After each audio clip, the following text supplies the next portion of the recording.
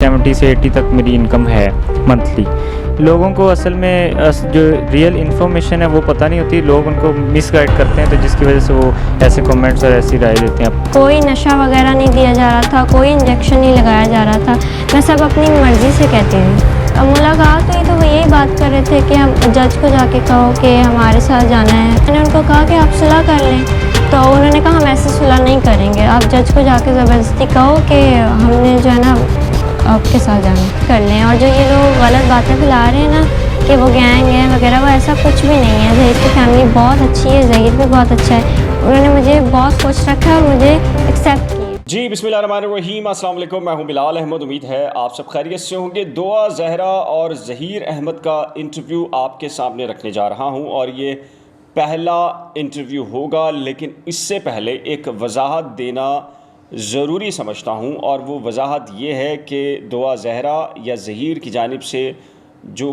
کم عمری میں یہ اقدام اٹھایا گیا, یہ انٹرویو اس کی جسٹیفیکیشن نہیں ہے, ان کی حمایت ہرگز نہیں ہے. ان بچوں نے جو کچھ کیا ان کا دفاع نہیں ہے, بلکہ اس انٹرویو کا بنیادی مقصد آگاہی فراہم کرنا اور سچ کی تلاش ہے اور سچ کو بیان کرنا ہے. آئیے اس انٹرویو کو آپ خود سن لیجئے, اور پھر فیصلہ آپ نے خود کرنا ہے کہ کون سچ کہہ رہا ہے اور حقیقت کیا ہے.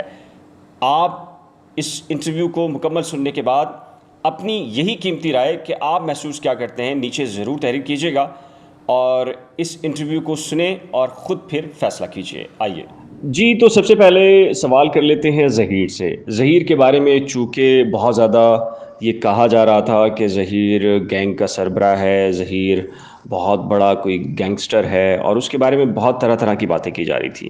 تو سب سے پہلے آغاز ہی ظہیر سے کرتے ہیں, چونکہ دعا نے تو عدالت میں پیش ہو کر پھر بھی کچھ کہا ہے, ظہیر نے کچھ نہیں کہا. تو ظہیر اپنے بارے میں کیا کہو گے آپ؟ اور ظہیر سے یہ بھی پوچھیں گے کہ ظہیر پہ چونکہ یہ بڑا الزام یہ تھا کہ وہ لو انکم کا ایک شخص ہے, نوجوان ہے, مالی ہے. تو ظہیر پہلے تو یہ بتاؤ کہ مالی ہو. میں نے recently F S C pre medical complete کی ہے پنجاب کالج سے, اور ساتھ ساتھ میں موبائل سیل پرچیز کا کام بھی کرتا ہوں, آئی فونس کو ریپیئر کروا کے سیل کرتا ہوں. تو اس میں 60 70 سے 80 تک میری انکم ہے منتھلی. اور لاہور میں سب جانتے ہوں گے فیس سینٹر مارکیٹ ہے, وہاں پہ میرا یہ چلتا ہے کام, سب جانتے ہیں مجھے وہاں پہ. اچھا ظہیر, یہ بتائیں کہ آپ کے بارے میں یقینی طور پر آپ جب روپوش تھے, آپ کو گرفتاریاں کی جا رہی تھیں اور چھاپے مارے جا رہے تھے, تو بہت سارے جو یوٹیوبرز سے وہ آپ کے بارے میں طرح طرح کی باتیں کر رہے تھے. تو کیا آپ ان سب کے یوٹیوبس دیکھ رہے تھے, چینلز, اور کمنٹ سیکشن پڑھ رہے تھے؟ تو آپ کی اپنی رائے کیا بن رہی تھی اس وقت؟ ہم یوٹیوب دیکھ رہے تھے اور آپ کی ویڈیوز بھی دیکھ رہے تھے, اور کامنٹس ہم دونوں مل کے پڑھ رہے تھے. لوگوں کو اصل میں جو ریئل انفارمیشن ہے وہ پتہ نہیں ہوتی, لوگ ان کو مس گائڈ کرتے ہیں, تو جس کی وجہ سے وہ ایسے کامنٹس اور ایسی رائے دیتے ہیں اپنی. ہم نے سب کی ویڈیوز دیکھی ہیں اور ساتھ ساتھ ان کو مانیٹر بھی کیا ہے, اور ہم دونوں تو ہنستے تھے کہ ایسے کامنٹس ایسا کچھ تو ہے ہی نہیں, تو لوگوں کے دیکھتے تھے ہم.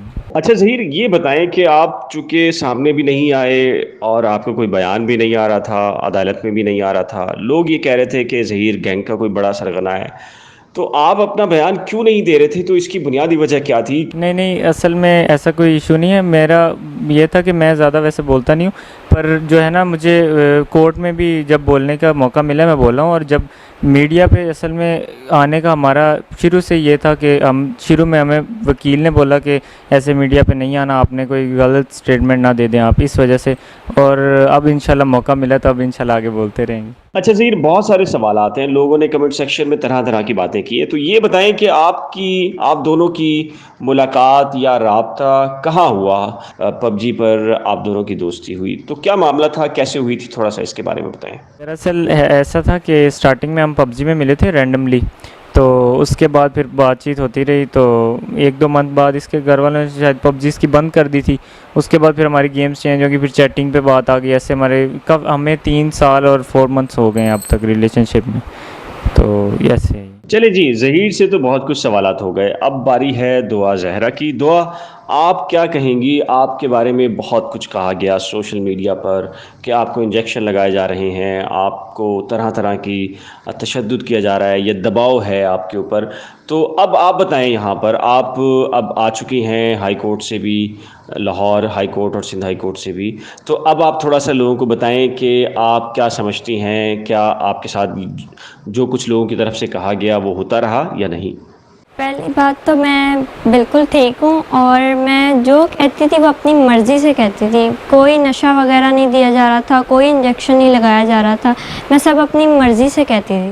اچھا دعا، کیا آپ ظہیر سے پہلے ملی تھیں یا پھر جب آپ لاہور گئیں تبھی آپ نے ظہیر کو دیکھا تھا؟ سچ بتائیے گا.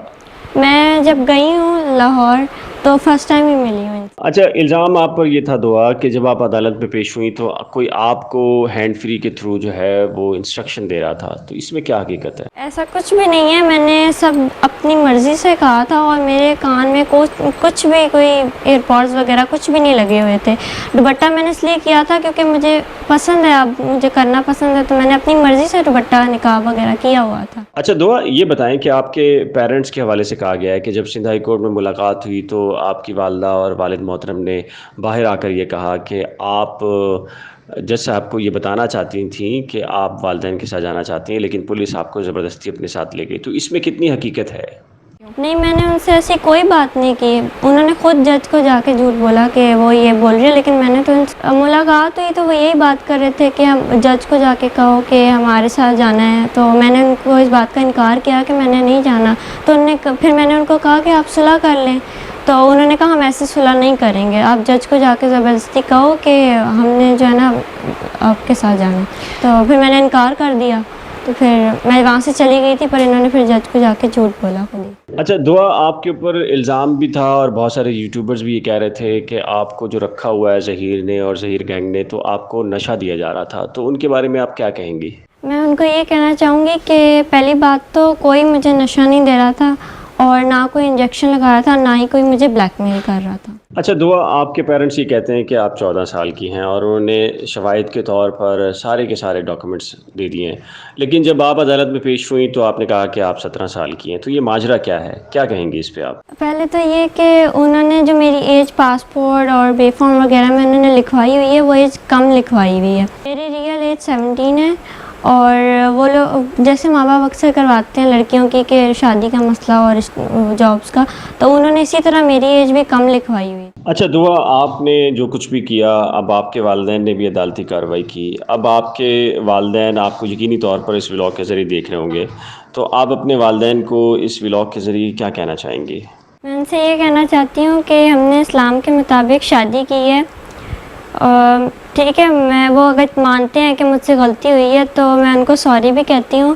بس میں یہ چاہتی ہوں کہ وہ اپنا دل بڑا کریں اور مجھے اور ظہیر کو ایکسیپٹ کریں. میں مانتی ہوں وہ بھی تکلیف سے گزرے ہیں، میں بھی گزر رہی ہوں، بس وہ اپنا دل بڑا کر کے مجھے اور ظہیر کو ایکسیپٹ کر لیں. اور جو یہ لوگ غلط باتیں پھیلا رہے ہیں نا کہ وہ گینگ ہے وغیرہ، وہ ایسا کچھ بھی نہیں ہے. ظہیر کی فیملی بہت اچھی ہے، ظہیر بھی بہت اچھا ہے، انہوں نے مجھے بہت خوش رکھا ہے اور مجھے ایکسیپٹ کی ہے. اچھا دعا، آپ کے بارے میں یہ کہا جا رہا ہے کہ یہ ہو ہی نہیں سکتا اور کوئی اس بات کو تسلیم کرنے کے لیے آج کے دور میں تیار نہیں ہے کہ آپ اکیلی کراچی سے ایک ٹیکسی میں لاہور تک پہنچ گئیں. یہ کیسے ممکن ہوا؟ کون تھا آپ کے ساتھ اور اکیلے آپ کیسے پہنچ گئیں؟ یہ کوئی یقین نہیں کر رہا اس بات کو، تو آپ ذرا سچ بتائیں کہ کیا حقیقت کیا ہے؟ سب سے پہلی بات تو یہ کہ ظہیر کو اور ظہیر کی فیملی میں سے کسی کو بھی یہ پتہ نہیں تھا کہ میں اس طرح آ رہی ہوں، اور میں خود ہی آئی ہوں اکیلی. میں نے خود ٹیکسی کروائی، رکشہ سے پہلے اپنے گھر سے لے کے وہاں اس کو کہا کہ مجھے ٹیکسی اسٹینڈ پہ چھوڑ دیں، انہوں نے مجھے وہاں چھوڑا. تو پھر میں نے وہاں سے خود ٹیکسی کروا کے خود لاہور میں. سب سے پہلے تو میں اللہ کا شکر ادا کرتی ہوں، ان کی پہلے دن سے لے کے آخر تک میرے جو ہے خاص کرم تھا میرے ساتھ، انہوں نے میری بہت مدد کی ہے. تو اللہ کی مدد تھی، کیونکہ میں جو نا اسلام کے مطابق ایک اسلامی کام کرنے جا رہی تھی. شروع دن سے میں نے مائنڈ بنا لیا تھا کہ میں شادی کروں گی اور اس میں شادی میں برکت ہے، تو اللہ نے میری مدد کی، تو اللہ کی وجہ سے سارا. اچھا دعا، ایسا آخر کیا ہوا تھا کہ آپ اتنا بڑا اسٹیپ لینے پر مجبور ہوئی؟ آپ نے کراچی سے لاہور اکیلے سفر کیا، تو اس کے پیچھے اصل وجہ کیا تھی وہ بتائیں ہمیں ذرا. اصل میں نا میں نے جب ان کی بات کی نا کہ مجھے ایسے ہی پسند ہے اور یہ رشتہ لے کے آنا چاہتے ہیں، تو میری جو ماما ہے نا انہوں نے مجھے مارا، اور میرا جو ٹیب تھا نا جس پہ میں اس سے بات کرتی تھی وہ انہوں نے بند کر دیا، اور وہ مجھے نا بہت زیادہ مجبور کرتی تھی، مارتی بھی تھی چھوٹی چھوٹی بات پہ، اور پھر مجھے مجبور ہو کے یہ سب کرنا پڑا۔ اچھا دعا، ہم نے سنا ہے کہ آپ کے جو والد محترم تھے وہ آپ کی شادی آپ کی کسی کزن کے ساتھ کرانا چاہتے تھے، تو وہ کزن کون تھا اور وہ مسئلہ کیا تھا، معاملہ کیا تھا، اس کے بارے میں تھوڑا سا بتائیں ذرا۔ کیونکہ میرے تایا کے پاس ایک پلاٹ تھا DHA میں، تو وہ ان کا میرے بابا کے ساتھ کوئی مسئلہ چل رہا تھا، جس وجہ سے وہ چاہتے تھے کہ میری شادی اس کے ساتھ ہو جائے اور وہ پلاٹ ان کے نام آ جائے۔ مار بھی پڑی اور انہوں نے مجھے دھمکی بھی دی تھی کہ میں تمہیں مار دوں گا اپنے ہاتھوں سے، ایسی بات آئندہ نہ کرنا۔ جی ناظرین، آپ نے پہلا انٹرویو دیکھا اور سنا بھی دعا زہرا کا اور ظہیر کا، اور جیسے کہ میں نے پہلے کہا تھا کہ اس انٹرویو کا بنیادی مقصد ان بچوں کی جانب سے جو اقدام اٹھایا گیا اس کا دفاع کرنا ہرگز مقصود نہیں تھا، بلکہ اس انٹرویو کا مقصد سچ کو سامنے لے کر آنا تھا۔ اور اب آپ کیا محسوس کرتے ہیں، کیا سمجھتے ہیں، سچ کیا تھا اور کیا ہے، اس سلسلے میں آپ کی قیمتی رائے کیا ہے؟ اپنی قیمتی رائے کا اظہار نیچے دیے گئے کمنٹ سیکشن میں ضرور تحریر کیجیے گا۔ ایک نئے ولاگ کے ساتھ جلد ملیں گے، لیکن اس سے پہلے ایک ریکویسٹ ہے کہ اگر آپ نے میرے یوٹیوب چینل کو ابھی تک سبسکرائب نہیں کیا تو براہ کرم سبسکرائب، شیئر، لائک اور بیل آئیکن کو لازم پریس کیجیے گا۔ اللہ حافظ۔